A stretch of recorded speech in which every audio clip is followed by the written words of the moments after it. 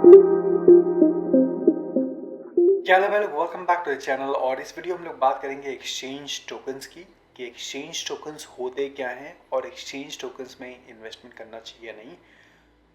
एक चीज़ जो बहुत ज़रूरी है क्रिप्टो में कि क्रिप्टो में आपको एज ए कैटेगरी इन्वेस्टमेंट करना चाहिए और डाइवर्सिफाइड होना चाहिए, मतलब हर एक कैटेगरी में आपका इन्वेस्टमेंट होना चाहिए। तो for example Ethereum, ADA, Solana, ये सब डिसेंट्रलाइज्ड ब्लॉकचेन्स हैं। उसके बाद कल नहीं, इसके पहले वाले वीडियो में आप लोगों ने डीफाई टोकन के बारे में बात किया था। कौन कौन से डीफाई टोकन्स हैं जिसमें टॉप डीफाई टोकन्स जिसमें आप इन्वेस्टमेंट देख सकते हो लॉन्ग टर्म।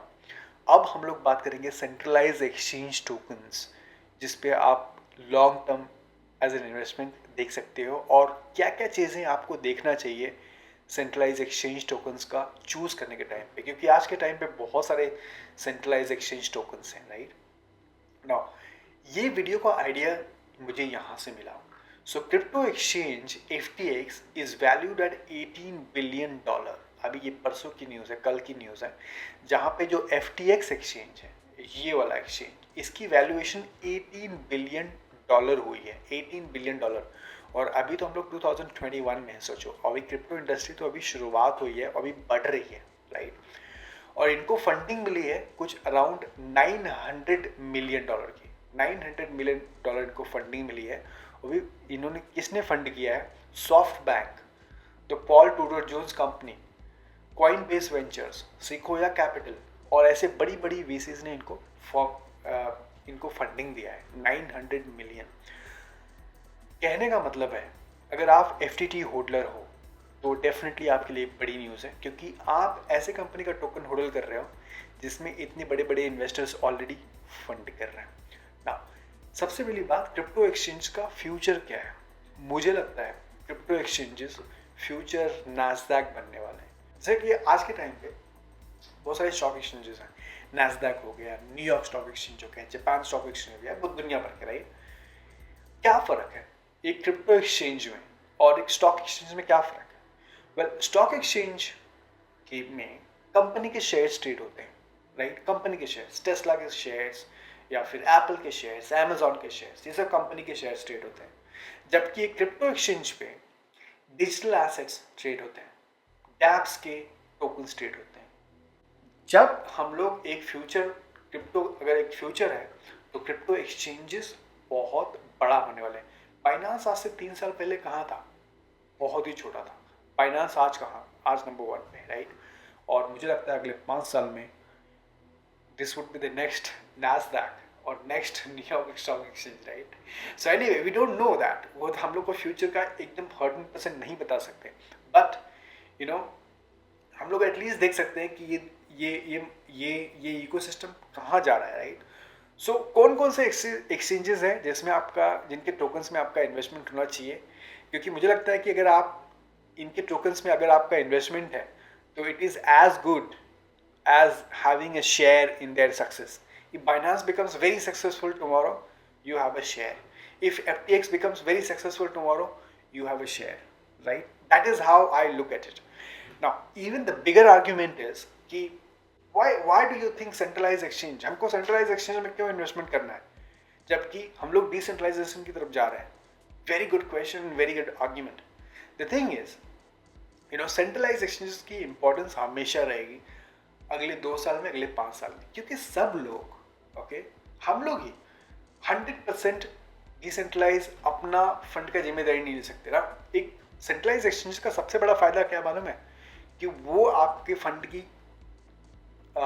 की देख रेख करते हैं, राइट। सो आपकी रिस्पॉन्सिबिलिटीज वो लेते हैं। So that is definitely a big role that they are playing. Second big role कि न्यू यूजर्स हमेशा सेंट्रलाइज एक्सचेंज से ही एंट्री मारेंगे। कोई ऐसा नया यूजर नहीं जो डिसेंट्रलाइज एक्सचेंज में पहले दिन से ट्रेड करना चालू कर देगा या बाय करेगा, राइट। बहुत कम, क्योंकि डिसेंट्रलाइज एक्सचेंजेस यूज करना थोड़ा मुश्किल है और फिएट गेटवे फिलहाल सेंट्रलाइज एक्सचेंज पे ही है। और इसीलिए मुझे लगता है कि सेंट्रलाइज एक्सचेंजेस का फ्यूचर बहुत बड़ा है।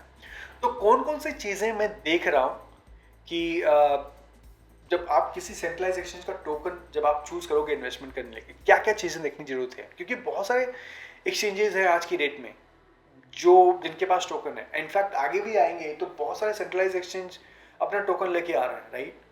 तो आपको कौन कौन सी चीज़ें देखना है? सबसे पहली बात, ग्लोबल प्रेजेंस, वर्ल्ड वाइड। यहाँ पे हम लोग कंट्रीज की बात नहीं कर रहे, कॉन्टिनेंट्स की बात कर रहे हैं कि कौन कौन से कॉन्टिनेंट्स में ऑपरेशन है इनका। So for example North Africa, for example Binance को ले लो, right? Binance is everywhere in all these continents, right? Africa, America, Asia, Australia, right, everywhere. तो और ये भी बहुत बड़ा प्लस पॉइंट है, जहाँ की एक नैस्डैक या फिर जापान स्टॉक एक्सचेंज या फिर ऐसे स्टॉक एक्सचेंजेस वो एक ही कंट्री में होते हैं, जबकि जो क्रिप्टो एक्सचेंजेस हैं वो मल्टीपल कंट्रीज में होते हैं, कॉन्टिनेंट्स में होता है। तो ये काफ़ी, और भी इसे इन्वेस्टमेंट में भी काफ़ी फ़ायदा मिल सकता है।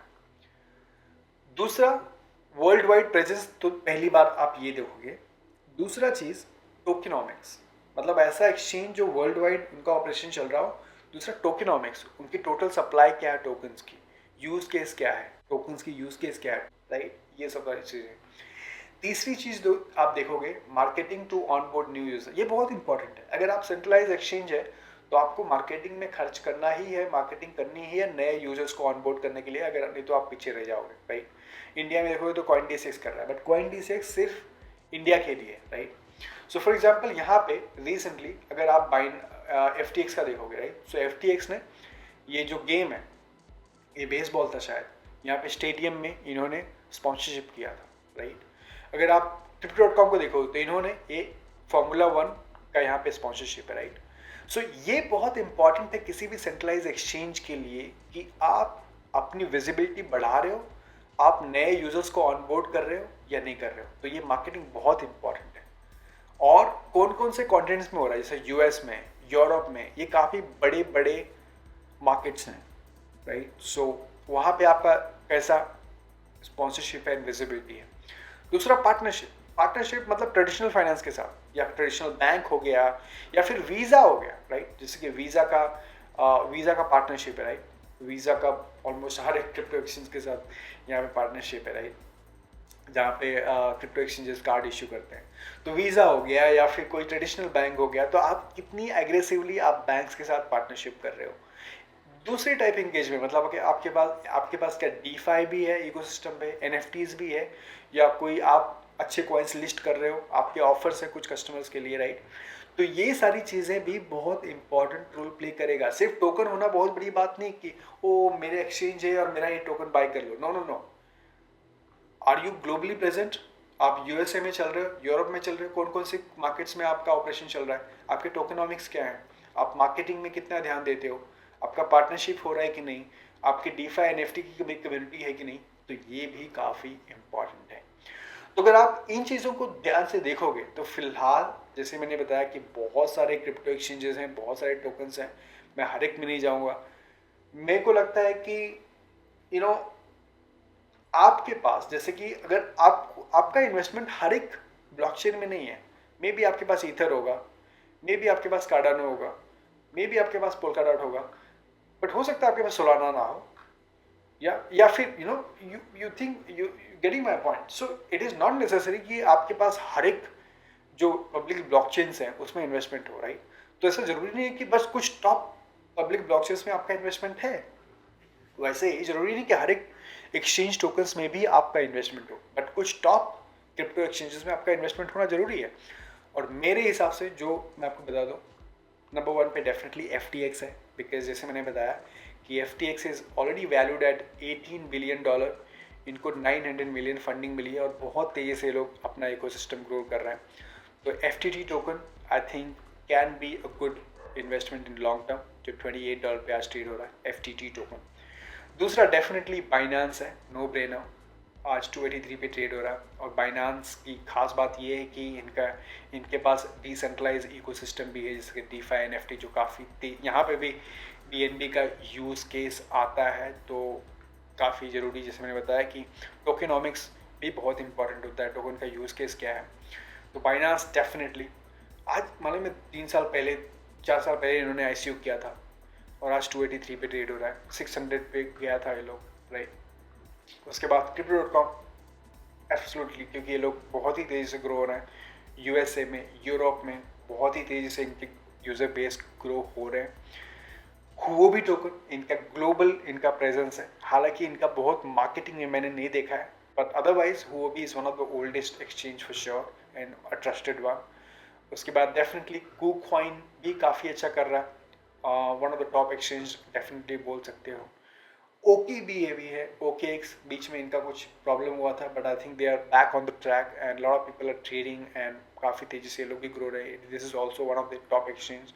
सो फिलहाल मेरे को खाली आपको एक रफ आइडिया देना था कि एक्सचेंज टोकन कैटेगरी होती क्या है, और एक्सचेंज टोकन अपने आप में एक कैटेगरी है, और कुछ टॉप एक्सचेंजेस के टोकन्स आपके पास होना चाहिए, क्योंकि आगे जाके हो सकता है वो नेक्स्ट नैस्डैक या नेक्स्ट न्यूयॉर्क स्टॉक एक्सचेंज से भी बड़ा कंपनी बनने के चांसेस हैं।